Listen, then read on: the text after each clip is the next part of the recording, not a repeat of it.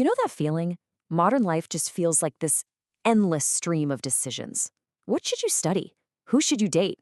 What are you even doing with your life? And the weirdest part is, with all this freedom, we've never felt more stuck. But what if I told you an ancient philosophy figured this all out like 2,000 years ago? All right, so here's the game plan for this explainer. We're going to kick things off by digging into why we get so stuck.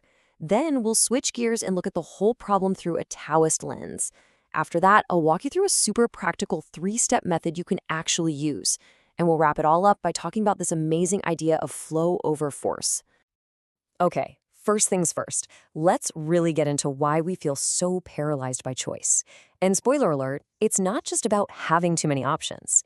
It's about the way our brains are trying and failing to deal with them. I mean, you've been there, right? Staring at a restaurant menu with a million options, or maybe you're facing a huge, life-changing career choice, and your brain just shuts down. It totally freezes. Well, you're not alone. This is a real thing, and psychologists even have a name for it. It's called decision paralysis, and it's basically what happens when our brain gets stuck in this endless loop, trying to analyze every single possible outcome, searching for that perfect choice, which, let's be honest, probably doesn't even exist. But the real problem here, the root cause, is this faulty assumption we all have about how to make a good decision in the first place. Yeah, we fall right into this trap of what you could call cognitive friction. It's the sneaky little illusion that if we just think harder, if we gather more data, if we make one more pro-con list, then poof, the perfect answer will magically appear.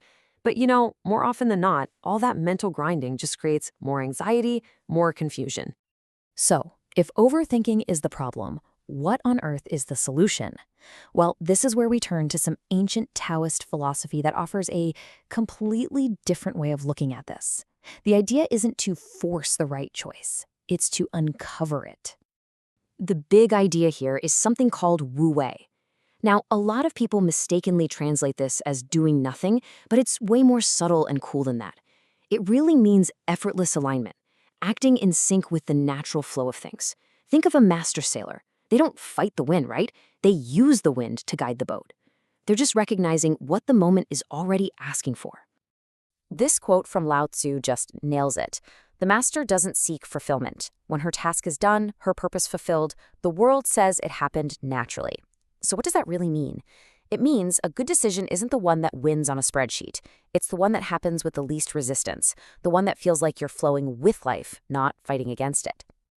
And this brings us to that classic Taoist idea, balance. Our minds basically have two modes for making decisions. You've got the yang energy. That's our active, analytical brain, the part that's always comparing data and trying to project outcomes. And then you have the yin energy. That's our receptive, intuitive side, the one that senses and feels and allows insights to just pop up. Here's the problem, though. Our modern world is completely addicted to yang thinking. We're always on, always evaluating, optimizing, trying to control every little thing.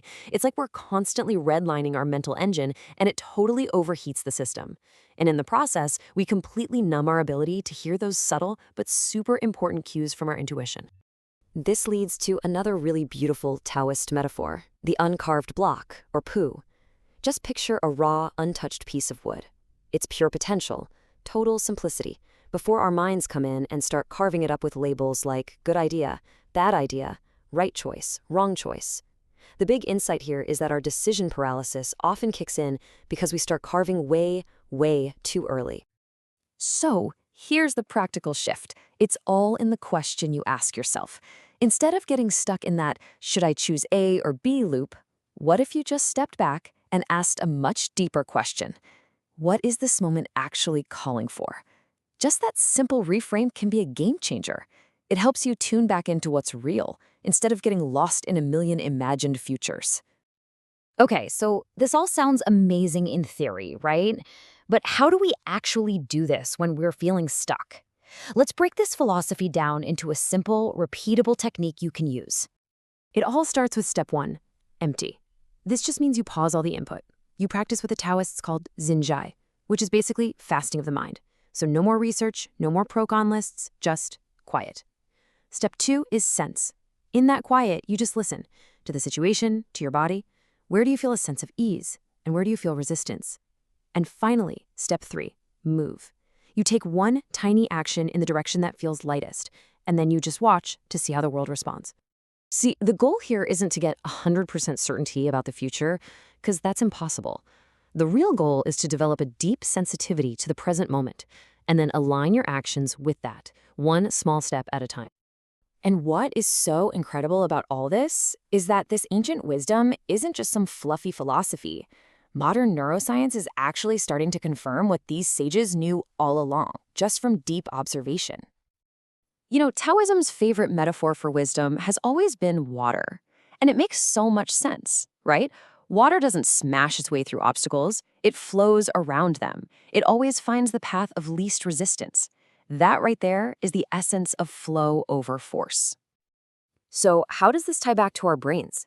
It's fascinating. We now know that when we do that first step, when we practice empty or stillness, our brain actually fires up something called the default mode network. You can think of this as your brain's subconscious supercomputer. It works in the background, connecting all these scattered bits of information, and then, boom, it surfaces those aha moments, those flashes of genuine intuition. So that moment when you step away from a problem you've been wrestling with, you're not being lazy, you're not being unproductive. You are literally giving your brain the space it needs to do some of its most powerful work. In a way, it's the most neurologically efficient thing you can do. And this, right here, is the ultimate payoff. When you make a decision from this state of flow, it doesn't have that frantic, stressful feeling of a gamble. It feels like alignment. It feels like life itself is giving you a little nod, confirming your move. And that feeling is the true sign you're heading in the right direction. So let's wrap this all up with our Taoist decision compass. Remember, we started with the problem, decision paralysis, which comes from all that cognitive friction. We looked at it through the lens of Wu Wei, yin-yang balance, and the idea of the uncarved block. Then we got the practice, empty, sense, and move. And the whole point, the ultimate goal, is to achieve flow over force. So the next time you feel stuck, just remember this. Wisdom isn't about thinking harder. It's about seeing clearer. You don't actually need to find the way. You just need to stop fighting the one that's already right here waiting for you.